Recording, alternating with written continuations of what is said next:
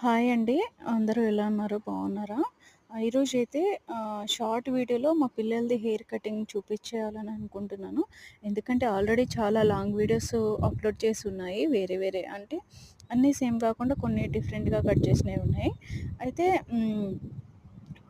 Summer cutting, hair cutting చూపించమని ఇద్దరు ముగ్గురు కామెంట్ చేస్తున్నారు. సో, అందు గురించి నేను ఈ వీడియో పెడుతున్నాను. Short video. Long video already ఉన్నాయి కాబట్టి మళ్ళీ పోస్ట్ చేయడం ఎందుకని చేయట్లేదు. ఆహ్, ఆల్రెడీ మా ఇద్దరు పిల్లలకి చేశాను. అంటే చిన్న బాబుకి, ఇంకా పిన్ని కొడుకుకి చేశాను ముందే. పెద్దోడికి ఇప్పుడు చేస్తున్నాను. సో, ఈయనకి చూపిస్తున్నాననమాట.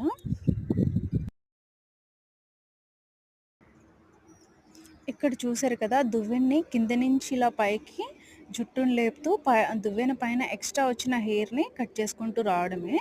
అంటే నాకు చేసి చేసి అలవాటైపోయి నేను ఇలా ఫాస్ట్‌గా చేసేస్తున్నాను.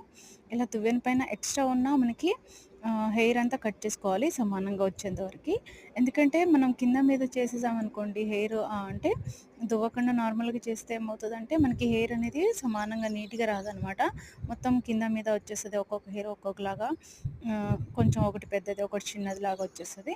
ఇక్కడ చూపిస్తున్న విధంగా కింద నుంచి ఇలా పెట్టుకుంటూ దువ్వెనని హెయిర్‌ని కట్ చేస్తే నీట్‌గా వచ్చేస్తది. ఇలా సైడ్‌కి దువ్వెనతోని పాపిడిలాగా మధ్యలో కట్ చేయకుండా సైడ్‌కి ఇలా చుట్టూ కూడా మొత్తం కట్ చేశాను. ఇద్దరికైతే వాళ్ళకి మొత్తం జీరో కటింగ్ లాగా, సమ్మర్ కటింగ్ లాగా చేశాను. ఈయనకి కొంచెం మధ్యలో హెయిర్ ఉంచి చుట్టూ కూడా మొత్తం కట్ చేసేసాను. వెనకాల కూడా మొత్తం కట్ చేశాను. ఇక్కడ ఫ్రంట్‌కైతే కొంచెం హెయిర్ ఉంచాను చూడండి. ఫ్రంట్‌కి పెద్దగా హెయిర్ ఉండాలంటే చూడండి ఇలా హెయిర్‌ని లేపుతూ ఇలా పైనకి ఎక్స్ట్రా ఉన్న హెయిర్‌ని మాత్రమే కట్ చేయాలి. సమానంగా ఉండేటట్టు చూసుకొని ఇలా కట్ చేసుకుంటే సరిపోతుంది.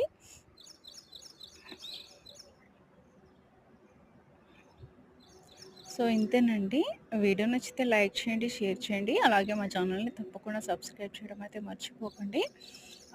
వీళ్ళకైతే కటింగ్ చేసేటప్పుడు ఎక్కువ టైం పడుతుంది. దాదాపుగా వీనికైతే ఒక 40 మినిట్స్ అట్లా 40 మినిట్స్ పైనే పడుతుంది. ఇంకా ఇద్దరు పిల్లలకైతే కొంచెం తక్కువ టైం పడుతుందనమాట. ఎందుకంటే వాళ్ళకి హెయిర్ కొంచెం ఈయనకి ఎక్కువ ఒత్తుగా ఉంటుంది. ఆయనకి కొంచెం తక్కువ ఉంటది. సో, మొత్తం కట్ చేసిన తర్వాత అయితే హెయిర్ అయితే ఈ విధంగా వచ్చింది చూడండి హెయిర్ కటింగ్.